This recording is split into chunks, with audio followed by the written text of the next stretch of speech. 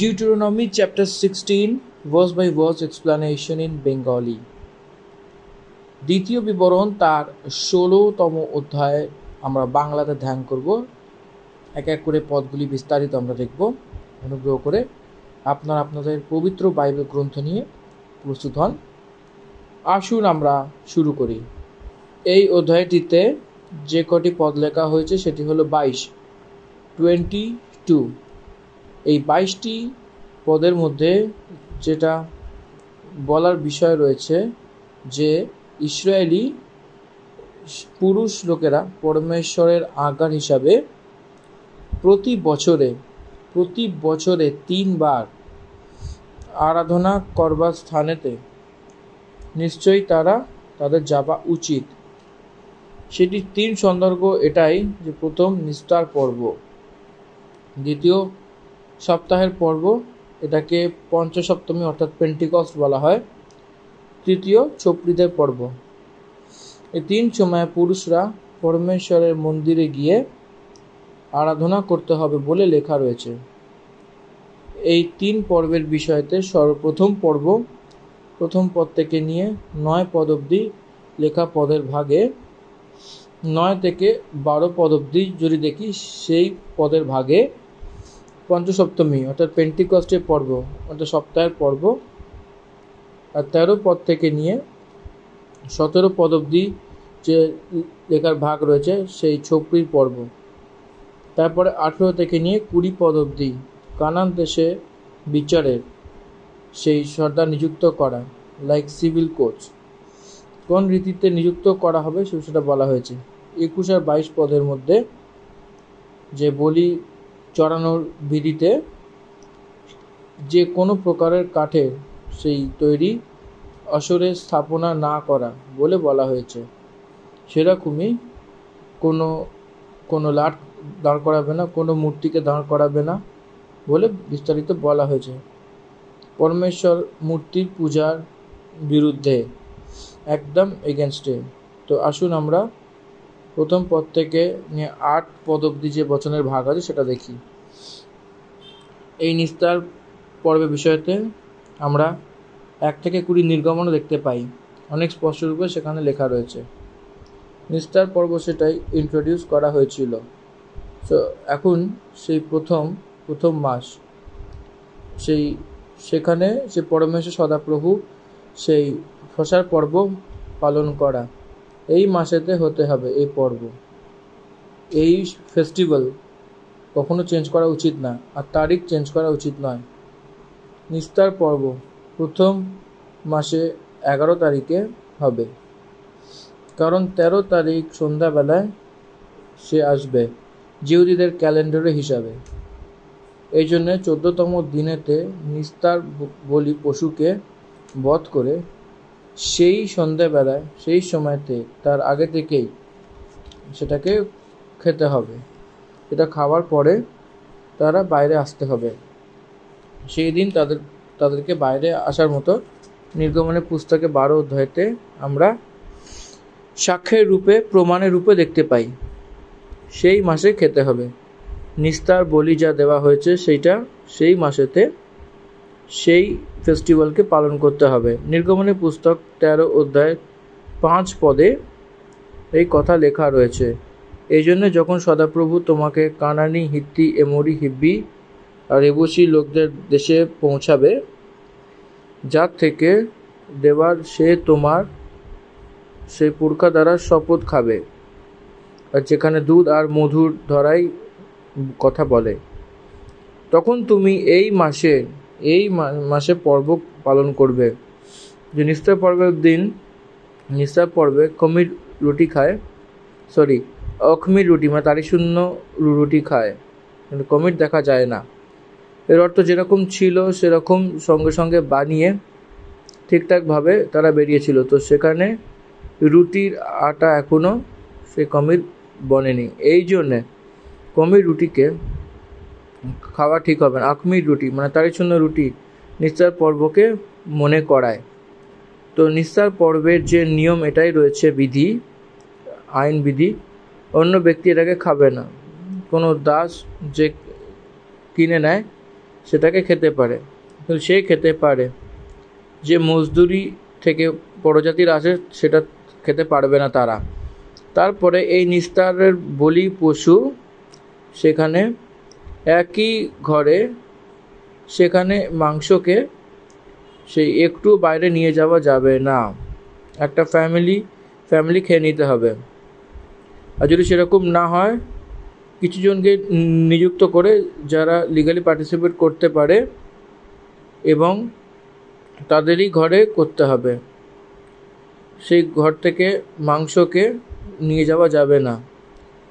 Not only that, শুধু তাই নয়, সেখানে বলি পশুকে একটাও হাড় যেন না ভাঙে। এই বলির বিষয়তে করিন্থীয়তে, সেই প্রথম করিন্থীয় 5 অধ্যায়তে সেখানে পৌলস বলেছিল, পুরনো কুমির বার করে নিজেকে শুদ্ধ করো, যে নতুন আটা যাতে হয়ে যাও, যাতে আমারও নিস্তার পর্ব যে খ্রিস্ট রয়েছে, যে বলিদান হয়েছিল, খ্রিস্ট সেই বলে যে কথা বলা হয়, তার হাড়ের মধ্যে একটি সেইভাবে রয়েছে, সেইভাবে সেই চলানো পশু তার হাড়কে কখনো ভাঙা যাবে না। ক্রুশে যে ডান দিক বাঁ দিক সে টাঙানো হয়েছে, সেই ডাকুর তার পায়ের সে হাড়কে ভেঙে সেই দুটোকে মেরে ফেল। কিন্তু যীশু খ্রিস্ট সেই দুপুরবেলা 3টের সময় মৃত্যু হয়ে সেই তার দেহত্যাগ করেছিলেন এবং তার হাড়কে ভাঙার দরকার পড়েনি। এই জন্যে তার হাড়ের কিছু ভাঙেনি। সেরকমই নিস্তার পর্বের বলি পশুকে হাড়কে কখনো ভাঙে না, অ্যাজ ইট ইজ সেটাকে রাখে। এই নিস্তার পর্বতে যেটা খতনা থাকে যে কেউ হাত লাগাতে পারবে না। যে টকচেত করেছে সেই অনুকরণ করতে পারবে। তো সেই নিস্তার পর্বের দিন প্রভু তাকে এটাই দিয়েছিল, যে এই আজ্ঞা দিয়েছিল যে নিস্তারের যে বলি পশুর রক্ত যে ঘরের যে ফাটকের তার দুয়ারে সেখানে চৌকাঠে থাকে, সেই রক্তকে লাগানো। যার ঘরেতে যে দুয়ারে অলঙ্গ আর চৌকাঠেতে তার রক্ত চিহ্ন দেওয়া হয়েছে এবং সেটা দেখা যায়, সেই বাড়ি থেকে সংহার দূত পার করে দেয়। এই জন্যে নিস্তারের অর্থ এটাই, পাস ওভার, পার করা বলে অর্থ আসে। মৃত্যুর দূত পার করে দিয়েছিল, কারণ সেই দুয়ারের অলঙ্গ আর চৌকাঠে দেওয়া সেই লহু লাগানো, সেই নিস্তারের বলি পশুকে লহু রয়েছে। পরমেশ্বর মনুষ্যদেরকে সেই মৃত্যু দ্বারা বাঁচানোর জন্য সেই নিস্তার পর্বের বলি পশু সেই যীশু খ্রিস্টের লহুকে যারা দেখতে পায়, সেই ব্যক্তিকে ক্ষমা করবে, যার উপরে সেই লহু ছেটানো হয়েছিল এবং ছেটানো হবে, তাদেরকে ক্ষমার স্থিতি থাকবে। এই জন্যে সিম্বলিক্যালি যীশু খ্রিস্টের ক্রুশকে দর্শানো হচ্ছে, সেই নিস্তার পর্বের বলি পশু বলা হয়েছে। আর একটা কথা, এখানে 7 সপ্তাহ গুণে সেই 50তম দিন সেটাকে পেন্টিকস্টের দিনকে পালন করা হয়। এই জন্য সপ্তাহের পর্ব বলা হয়, সেই সপ্তাহের পর্বকে করা হয়। এই যে পেন্টিকস্টের পর্ব, সে প্রথম একটা পর্ব বলা হয়। পেন্টিকস্টের পর্ব সানডে আসে। এই পেন্টিকস্টের দিনই প্রেরিতদের কার্য 2 অধ্যায়তে যীশু খ্রিস্ট গিয়ে পবিত্র আত্মাকে পাঠিয়েছিলেন। পবিত্র আত্মা পরমেশ্বর জগতে এসেছিলেন এবং সেই দিন সানডের দিন এবং পেন্টিকস্টের পর্ব দিন ছিল, অর্থাৎ 50তম দিন। 7 সপ্তাহ পরে সেই দিন, এর অর্থ 7 গুণ 7 49, দিন পুরো শেষ হওয়ার পরে 50তম দিন পেন্টিকস্ট পর্বের দিন হয়। এই পেন্টিকস্টের দিন আমরা পবিত্র আত্মা মণ্ডলীকে প্রারম্ভ করার দিনের রূপে আমরা বলতে পারি। দেখুন, আপনারা ধ্যান দিলে এই তিনটে ফেস্টিভ্যাল একটা সিম্বলিকের রূপে গসপেলকে দর্শায়। নিস্তার পর্ব যীশুখ্রিস্টের মৃত্যুর বিষয়তে, সেই দিন পবিত্র আত্মা পরমেশ্বর মণ্ডলীকে স্থাপনা করার এরকমই ছোপড়ির পর্ব। এখানে তার জীবনে যখন চায় তখন মনে করে স্মরণ করে নিজের ভয় ও ভক্তি দ্বারা জীবনযাপন করার জন্য। সো এই প্রকারের 3 ফেস্টিভ্যালস সিম্বলিক্যালি যীশু খ্রিস্ট প্রভুকে এখানে স্মরণ করাচ্ছে বলে আমাদের বোঝা উচিত। 16 অধ্যায় প্রথম পদে সেই অবিব মাস পালন করার কথা বলা হয়েছে। কোন প্রকারের রূপে? কারণ অবিব মাস পালন করিবে তোমার ঈশ্বর সদাপ্রভুর উদ্দেশ্যে নিস্তার পর্ব পালন করিবে। কেননা অবিব মাসে তোমার ঈশ্বর সদাপ্রভু তোমাকে রাত্রিকালে মিশর হইতে বাহির করিয়া আনিয়াছিলেন।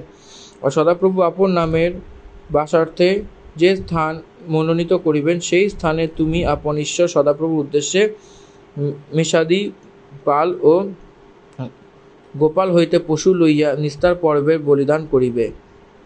পরমেশ্বরের কথাকে বিশ্বাস না করা, অর্থাৎ মিশর দেশের সব ঘরে প্রথম সন্তান মৃত্যু হয়ে গেছিল। হরেক ঘরের লাশ রয়েছে, ফিরৌনের ঘরের সমেত। অনেক তারা ক্রন্দন করেছিলেন, অনেক কান্নাকাটি করেছিল, অনেক ভয় পেয়ে গেছিল মিশর দেশের লোকেরা পরমেশ্বরের প্রজাকে দেখে। এই জন্য সেই প্রভুকে সে বাইরে নিয়ে আসার জন্য সেটা একটা প্রমুখ কার্য। যখন জ্যেষ্ঠ পুত্র মারা গেছিল, তখন তার মন পুরো গলে গেছিল। 10 প্রকারের মহামারীতে প্রভু তাদেরকে পরীক্ষা করে ভয় পাইয়ে দিয়েছিল। এই জন্য ইসরায়েলিরা যেটা চাই, সেই ধন, রূপো, সোনা, যত মূল্যবান, সেই বলতেই দিয়ে দেয়। মিশর দেশওয়ালারা দিয়ে দিয়েছিল। সেখানে ইসরায়েলিরা মিশর দেশওয়ালা সেখানে সেই রাতেতে তারা বাইরে এসেছিলেন। আব্রাহামকে পরমেশ্বর যেটা প্রমিস করেছিল, 400 বছরের তার সন্তানের লোকেরা, এবং সেই দেশে অন্য দেশে থাকবে, পরীক্ষা করা হবে অনেক মূল্য ধনবানের রূপে। তারা ফেরত আসার সময় দে বিকেম পোটেন্সিয়াল। তারা অনেক লুটপাট করে সমৃদ্ধি দিয়ে, এই জন্য এখন তাদেরকে স্মরণ করাতে হবে প্রজন্মতে। সেই ফেস্টিভ্যালকে মনে করাতে হবে। আজকের দিন এক ভাই এই রীতিতে বলেছিল, যীশু খ্রিস্টের জন্ম ডিসেম্বর 25 বলেছে বাইবেলে, একদমই নেই। এই জন্যে আমরা অনুকরণ করা যাবে না।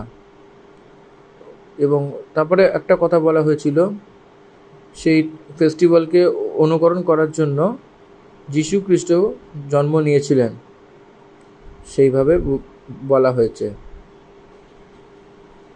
এবং অন্য রূপে যদি আমরা বিষয়টা দেখি এবং সেই বিষয়তে সেই গম্ভীর রূপে দেখা যায়, এবং সেই প্রকারের দিন, এই জন্যে যীশু খ্রিস্ট এই জগতে এক উদ্ধারকর্তার রূপে উনি ক্রুশে তার নিজের লহু জড়িয়ে এবং মানুষের প্রাণের প্রতি লহু ছিড়কিয়ে দিয়েছিল। সেটা ছাড়ানো এক মূল্যধনের রূপে বলা হয়েছে। এই কারণ মনুষ্য পাপের ক্ষমা পায়। এই কারণে যে স্থান সদাপ্রভু তার নামে নিবাস করানোর চুনে নেবে, তারাই সেইভাবে বড় ছাগ আর গায়ে বেল সেটাকে নিয়ে এসে তার সঙ্গে কোনো কমেডি বস্তু না খাওয়া। এই জন্য বেকিং ফুড খাওয়া উচিত না, ইস্ট বলে বলা হয়। একটা ব্যাকটেরিয়া, সেটা মিক্স করা উচিত না। ইস্টকে মেলালে সেটা পুরো কমির হয়ে যায়, পুরো আটা। সেভাবে কমির বানানো হয়। ফ্রেশ ব্রেডকে খেতে হবে। এটা আমাদেরকে প্রথম করিন্থিয়ান্সে 5 অধ্যায় 7 ও 8 পদে, পুরানো কমিরকে নিয়ে এসে নিজেকে শুদ্ধ করো যে নতুন গোন্দা হওয়া আটা হয়ে যাও, যাতে তুমি অকমির হও, কারণ আমাদেরও নিস্তার যে খ্রিস্ট রয়েছে বলিদান হয়েছিল। এই জন্য আসো, আমরা উৎসবে আনন্দ করি, না তো সেই পুরনো কমির দ্বারা, সেই দুষ্টতার কমির দ্বারা, এবং সিধা সমঝাই করে সিধা আর সত্যকে অকমিরি রুটি দ্বারা, কমিরি রুটি, অকমির রুটি, সেটাকে সিম্বলের রূপে রয়েছে নিষ্কপট আর সত্যের প্রচার। কমির রুটি বলে সেই উল্টো রূপে প্রচার, আর এটা ভুল প্রচার। এই জন্য সে কমির রুটি আর কমিরি, তারই শূন্য রুটি। কমির রুটি মানে একটা ফলস টিচিং। এই জন্য কমির রুটি আর কমিরি আটা বলার সময় সে আত্মিক ভোজনকে সেই তুলনা করতে করতে সত্য দ্বারা তুলনা করেছিল পলস। এই জন্য সেই নিস্তার পর্বকে অনুকরণ করার সময় এই জন্য তারা নিযুক্ত করেছিল সেই স্থানে, এবং সেই স্থানেতে করা, সেটাকে পালন করা। এই জন্য নিস্তার পর্বকে তারা পরমেশ্বরের মন্দিরে এসেছিল, আসতেই হবে। সেই পরিবারে সেই ফেস্টিভ্যালকে আচরণ করতে হবে। তৃতীয় পদ, থার্ড ভার্স আমরা দেখব। এখানে যে তৃতীয় পদটা রয়েছে সেটা খুবই গুরুত্বপূর্ণ। আসুন পড়ি। তুমি তাহার সহিত তারই যুক্ত রুটি খাইবে না, কেননা তুমি ত্বরান্বিত হইয়া মিশর দেশ হইতে বাহির হইয়াছিলে। এই জন্য 7 দিবস সেই বলির সহিত তারই শূন্য রুটি, দুঃখবস্থার রুটি ভোজন করিবে, যেন মিশর দেশ হইতে তোমার নির্গমনের দিন যাবজ্জীবন তোমার স্মরণে থাকে। আশা করি এটা বুঝতে পারছেন। সে উঠাবলি করে সে বার করে আনা হয়েছিল। এই জন্য সেই রীতিতে সেই মিশর দেশ থেকে বার করার সেই জীবনভর সেটা স্মরণ থাকবে। সেখানে আটা কেন ঠিক হয়নি, সেই উতাবলি করা হয়েছিল, এবং সেই সময়তে সেটা তসল্লি করে সে বার করে এনেছিল।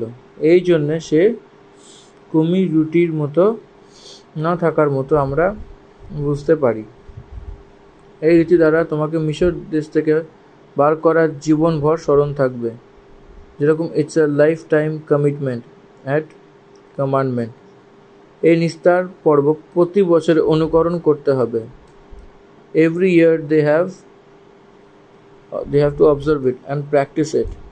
সেটাকে ধ্যান দিতে হবে, সেটাকে নিযুক্ত করে সেটাকে সেই রীতিতে ফেস্টিভ্যালকে অনুকরণ করতে হবে। কারণ 7 দিন অবধি তারই শূন্য রুটি, সেটা দুঃখের রুটি, সেটাকে খেতে হবে। দুঃখকে স্মরণ করে সেই 400 বছরকে স্মরণ করা, সেই 400 বছরে যত দুঃখ হয়েছিল, কতটা রক্ত করা হয়েছিল, সেখানে সব কিছু আপনি স্মরণ করুন। যেন পাপ ও তার কারণ মনে করলে, তার প্রতিফল মনে করলেই সেই চুনতির মানে কি সেটা আমরা ভালো মতো বুঝতে পারি। চতুর্থ পদ, 7 দিন তোমার সীমার মধ্যে তারই দৃষ্টি না হোক, এবং প্রথম দিবসের সন্ধ্যাকালে তুমি যে বলিদান করো তাহার মাংস কিছুই সমস্ত রাত্রি প্রাতকাল পর্যন্ত অবশিষ্ট না থাকুক। রাতে 3টের সময় সেটাকে বধ করে, 6টার সময় তারা খাবার জন্য বসবে। কি বুঝতে পারছেন? এই জন্য যীশু খ্রিস্ট প্রভুও দুপুরবেলা 3টের সময় তার প্রাণকে ছেড়েছিলেন। নিস্তার পর্বে সে বধ করার সময় দুপুরবেলা 3টের সময় সেই নিস্তার পর্বে সেই যে তোমার পরমেশ্বর সদাপ্রভু তোমাকে দেয় বলি না করা, যে স্থান তোমার পরমেশ্বর সদাপ্রভু তোমার নামের নিবাস করার জন্য চুনে নেয়, কেবল সেই বছরের সেই সময় যেখানে তুমি মিশর থেকে বার করে আনা হয়েছিল, অর্থাৎ সূর্য ডোবার পরে সে সন্ধ্যাকালে নিস্তার পর্বের পশু বলি করা, তখন সেই মাংস যে তোমার পরমেশ্বর সদাপ্রভু চুনে নেয় ভোজ করে খাও। তারপরে উঠে সেইভাবে সেটাকে ফিরে যাও। রাতে রাত সেই মাংসকে ভোজ করে খেতে হবে। তখন আবার সেই সকালে উঠে তার নিজের ডেরাতে ফিরে যেতে কথা বলা হয়েছে। 6 দিন অবধি তারি শূন্য রুটি খেতে হবে এবং 7ম দিন পরমেশ্বর সদাপ্রভুর জন্য মহাসভা হোক এবং সেই দিন কোনো প্রকারের কারুকাজ না করা হোক। প্রথম দিন অর্থাৎ সানডে, 7ম দিন মানে শনিবার, 1 হোল উইক এই নিস্তার পর্বকে অনুকরণ করা, এটা জিহুদীদের একটা বিধি। এখানে স্পিরিচুয়াল লেসন এটাই, যীশু খ্রিস্টের লহুতে সেই বহিবার কারণে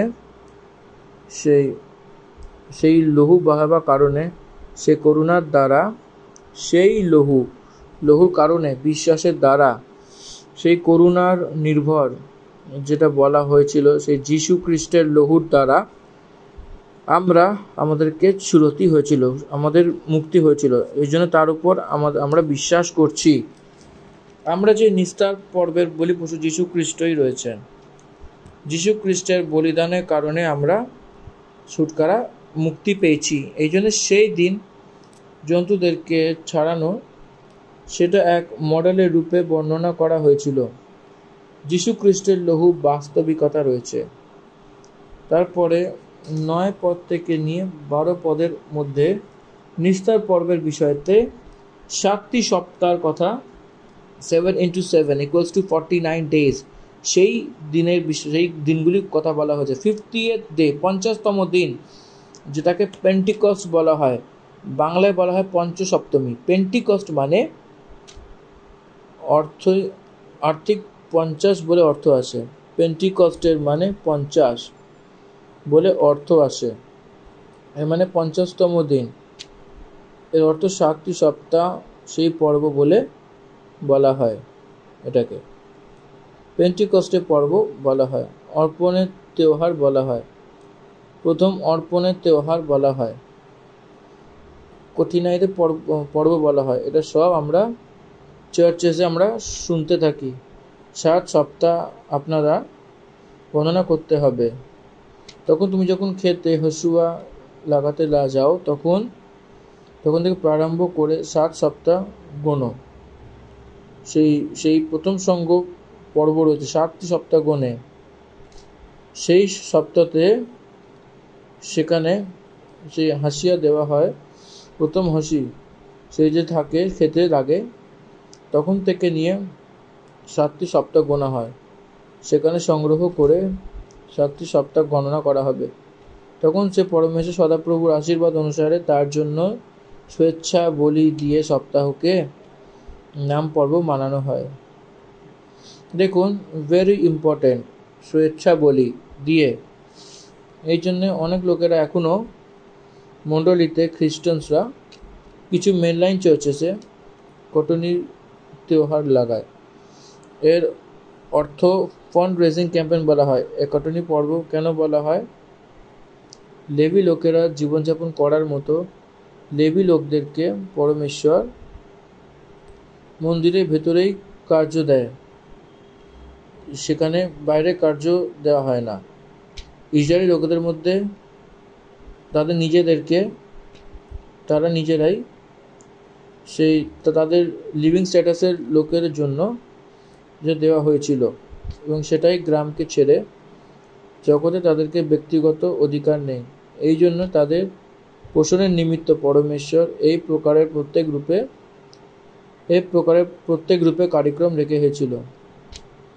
সেখানে সে কিছু অনুসারে স্বেচ্ছ বলির তৈয়ারি করা, অর্থাৎ তার নিজের মন যেরকম বলে সেই ইচ্ছা অনুসারে সেই দান দিতে পারে। আশীর্বাদের অনুসারে তার জন্য স্বেচ্ছ বলি দিয়ে সপ্তাহের নাম পর্ব পালন করা। দশমাংশ শুধু নয়, যতটা আশীর্বাদ হয়েছে তার হিসাবে এটা নিউ টেস্টামেন্ট কনসেপ্ট বলে ভাববেন না। অনেক লোকেরা দশমাংশ ওল্ড টেস্টামেন্ট আছে বলে যত তুমি আশীর্বাদ হয়েছে তার অনুসার দেওয়ার কার্যক্রম নিউ টেস্টামেন্ট বলে ভাবে। একদমই সেটা নয়। ওল্ড টেস্টামেন্টেও দশমাংশ অন্য আলাদা রূপে যতটা আশীর্বাদ হয়েছে ততটা 7 সপ্তাহ সে প্রত্যেক উপহারকে রেডি করে প্রত্যেক উপহারের রূপে দেওয়া হয়, সেটা নয়। ওল্ড টেস্টামেন্টেও দশমাংশ আলাদা রূপে বলা হয়েছিল, যতটা আশীর্বাদ পেয়েছে সেই হিসেবে 7টি সপ্তাহ হয়েছিল প্রত্যেক যে উপহার রেডি করে পরমেশ্বরের মন্দিরে সমর্পণ করা। এর জন্য এই অর্পণের ত্যোহার রয়েছে। প্রথম ফল যীশুখ্রিস্ট মৃত্যুর মধ্যে থেকে জীবিত হয়েছে, পুনরুত্থান হয়েছিল তার, এই জন্যে সে প্রথম ফল সেটাকে অর্পণ করেছিল তার সময়। সেইভাবে মনে করে সে 40 দিন এবং সেখানে গেছিল স্বর্গে, তারপর 10 দিন পরে জগতে এসেছিলেন বলে পেন্টিকস্টে পর্ব পালন করে। আর সেই দিনে তোমার পরমেশ্বর সদাপ্রভু সে তার নামের নিবাস করার চুনে নেয়। সেই তার বেটি দাস সমেত সেইভাবে সেই লেবীরা হয়, সেইভাবে পরদেশী এবং অনাথ এবং বিধবা তোমার মাঝখানে হয়। সে সবকে সব তোমার পরমেশ্বর সদাপ্রভুর সামনে আনন্দ যেন করে। আর স্মরণ রাখো যে তুমিও মিশরে দাস ছিলে, এই জন্যে তুমি এই এই বিধি পালন করো, সেই চৌকসি করা। এবং আপনার সঙ্গে যত বেটা বেটি দাসীর ফাটকের মধ্যে সেই পরদেশী অনাথ বিধবা সব লোকের সঙ্গে আনন্দ করো এবং সুচ্চ বলি দিতে। These offerings are not compulsory according to God. সেই পরমেশ্বর সেই সেলফ উইল স্বয়ং ইচ্ছা দ্বারা সে অর্পণ করা এবং দিল ভরে দেওয়া ভেট, সেটা কতটা থাকা উচিত সেটাই পরমেশ্বরের আশীর্বাদের কার্য সেই রূপে হয়। এই জন্য অনেক লোকেরা সেখানে সন্তুষ্ট থাকতে হবে। যেরকম তুমি সন্তুষ্ট করেছ সেরকম তোমার সঙ্গে যতজন খুশি আনন্দ করার মতো bring special offerings to the temple, সেটাই বলেছিল। এটা পেন্টিকস্টের পর্ব। এটা দুটো ফেস্টিভ্যালকে স্প্রিং বলা হয়, সপ্তাহের পর্ব বলা হয়। ইংলিশে স্প্রিং বলা হয়, স্প্রিং বলে ব্যবহার করা হয়। এই জন্য জানুয়ারি টু এপ্রিল এর ভেতরে এই ফেস্টিভ্যাল আসবে। এই যে ইস্টার, এটা স্প্রিংয়েই আসে। ইস্টারের ফেস্টিভ্যাল আমরা স্প্রিংয়ে দেখতে পাই, সেরকমই আমরা 50th ডে পেন্টিকস্ট, যে পবিত্র আত্মা যে নেমে এসেছে, সেটা স্প্রিংয়েই আসে। তারপরে অ্যাটম বলা হয়।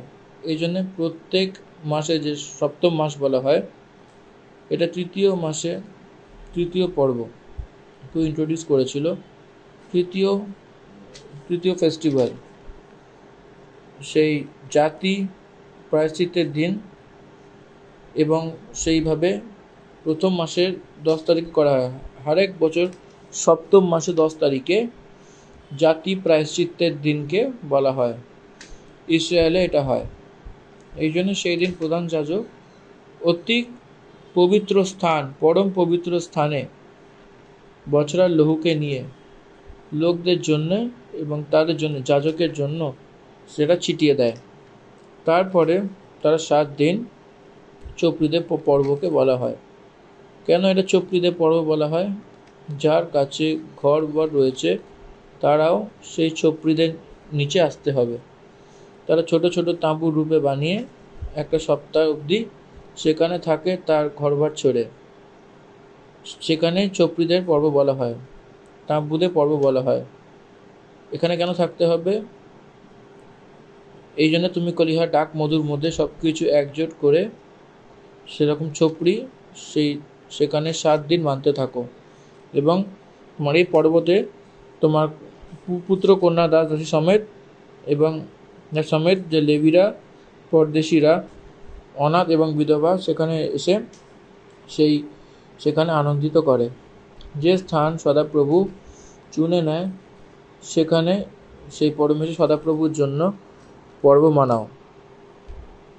সেখানে তোমার পরমেশ্বর সদাপ্রভু তোমার সব কিছুতেই, তোমার সব কিছু কার্যেতে তোমাকে আশীর্বাদ দেবে, তুমি আনন্দ করবে। নিশ্চয়ই এটা আনন্দ হতে হবে, কারণ আপনার হাতের কার্যকে পরমেশ্বর আশীর্বাদ করেছেন। এই জন্য ধন্যবাদের রূপে আনন্দ হতে হবে। বছরে 3 বার অর্থাৎ রকমের রুটি, এই জন্য ফসার পর্ব, এই জন্য সপ্তাহের পর্ব এবং সপ্তাহের পর্ব, এই জন্য সপ্তাহের পর্ব মানে পেন্টিকস্টের পর্ব। আর 3 চোপড়ির পর্ব, এর অর্থ চোপড়ির পর্বকে তাঁবুর পর্ব বলা হয়। এটা 3 পর্ব পরমেশ্বর যখন নিযুক্ত করেছিল, তো সেই মন্দির সিয়ন, জেরুজালেম, সেখানে সিয়ন বলে এক রয়েছে, সেটা মন্দির রয়েছে, সে মন্দিরের স্থান রয়েছে, সেখানে সব পুরুষরা এসে দেখা উচিত। তারা খালি হাতে সেখানে কোনো পুরুষ নোংরা হাত দ্বারা যাওয়া উচিত নয়। সেখানে আমরা প্রতি সানডে খালি হাত দ্বারা যাই। আমরা যতটা চাই ততটা আমরা উপহার নিয়ে যাই। যদি কেউ কারুর কাছে ধনসম্পত্তি না থাকে তো কিছু না কিছু তারা ভোজনের বস্তুকে সে নিয়ে যায়। এই জন্যে কিছু লোকেরা কিছু চালকে, ডিমকে, কিছু সবজি নিয়ে এসে মন্দিরে চড়িয়ে দেয়। সেটাকে মন্দিরে সব মণ্ডলী ভাগ করে এবং সেটাকে টাকার রূপে বদলে দিয়ে এবং সেই হিসাবে দিয়ে দেয়। আজকেও টেম্পলসে, ক্রিশ্চিয়ান চার্চেসে এটা হয়। এই জন্যে নোংরা হাত দ্বারা কোনো পুরুষ তার ভর্তি কামাই যেটা পায়, যতই পুরুষ কেন না হয়, তারা পরমেশ্বরের সম্মুখে আসার মতনই সেই কষ্ট করার জন্য যে সামর্থ্য দেওয়া হয়েছে, পরমেশ্বর যা দিয়েছেন, সেটার সম্মুখে নোংরা হাত দ্বারা কখনো দেখানো উচিত না। পরমেশ্বর যা দিয়েছেন সেই আশীর্বাদের অনুসারে সব পুরুষ তার নিজের পুঁজি এবং সেই আশীর্বাদের অনুসার যা তোমার পরমেশ্বর তোমাকে দিয়েছেন, যা দিয়েছেন সেটা দেয়া করে। নামের বাস্তে না, যেরকম চায় সেরকম নয়, নিজের সামর্থ্য অনুসার দেওয়ার অর্থ যতটা পারো ততটা দেওয়া, যতটা করতে পারো ততটা। করিন্থীয় পত্রিকাতে 8 অধ্যায়তে লিখতে লিখতে পৌলুস মেসিদোনিয়ার দেশের বাসী তাদের বিষয়তে কথা বলতে বলতে এসেছিল যে আপনারা এতটা যদি করেন তো আমরা ভাবিনি। সামর্থ্য দ্বারা হয়ে আপনারা রয়েছেন। তা আপনার সামর্থ্য অনুসারে সে ওল্ড টেস্টামেন্টে বললে, নিউ টেস্টামেন্টে ম্যাসিডোনিয়ান চার্চ সামর্থ্য দ্বারা বলা হয়েছে, beyond their living and their strength and their wealth. এই জন্য তাদের দেশ আশীর্বাদ হয়েছে। এই জন্য পরমেশ্বরের সম্মুখে আসার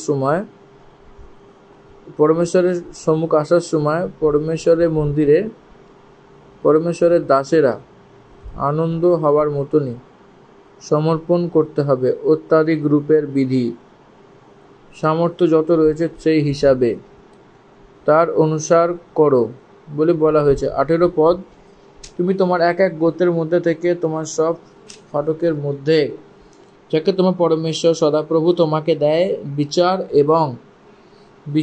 এবং সর্দার নিযুক্ত করে নেয়, যে লোকেদের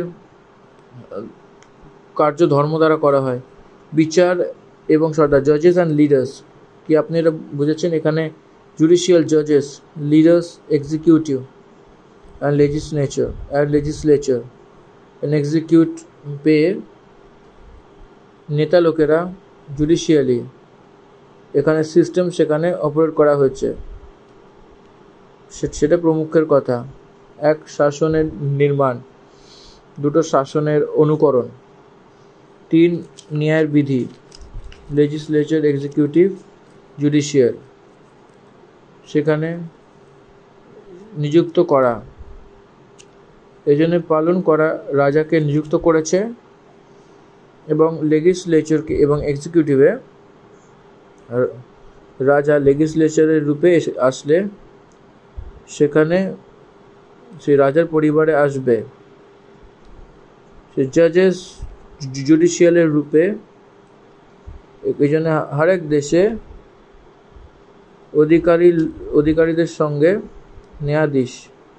সো কিং আলটিমেটলি একটা জুডিশিয়ালি সিস্টেম, যে লিগ্যাল অথরিটি, সেই নিয়মিত ভিজিবল করতে হবে একটা কাউন্সিলকে। সেই তারা হরেক কেসে সেইভাবে তারা রাজাকে যদি সঁপে দেয় তখন জাজমেন্ট হবে, সেই রীতিতে হবে।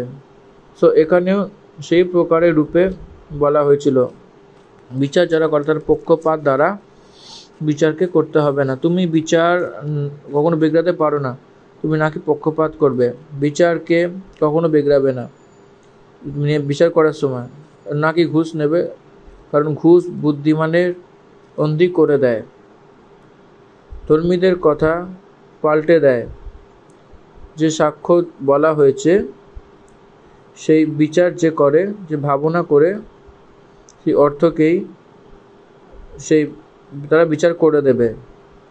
সেইভাবে বিচারের স্থানে অবিচার হয়, ঘুষ নেবে না বলে সেই জবরদস্তি অনেকটা দাবিয়ে প্রেশার দিয়ে এটাকে ধ্যান দিতে হবে বলে বলছে। যা কিছু নিতান্ত রয়েছে সেটাকেই ধরে থাকা, যাতে তুমি জীবিত থাকো আর যে দেশ তোমার পরমেশ্বর সদাপ্রভু তোমাকে দেয় সেটার অধিকারী হয়ে থাকো। হরেক ব্যক্তির বিধি এটাই রয়েছে, কনস্টিটিউশনাল ওয়ার্কস থাকে, কনস্টিটিউশনাল ওয়ার্কস হওয়া উচিত।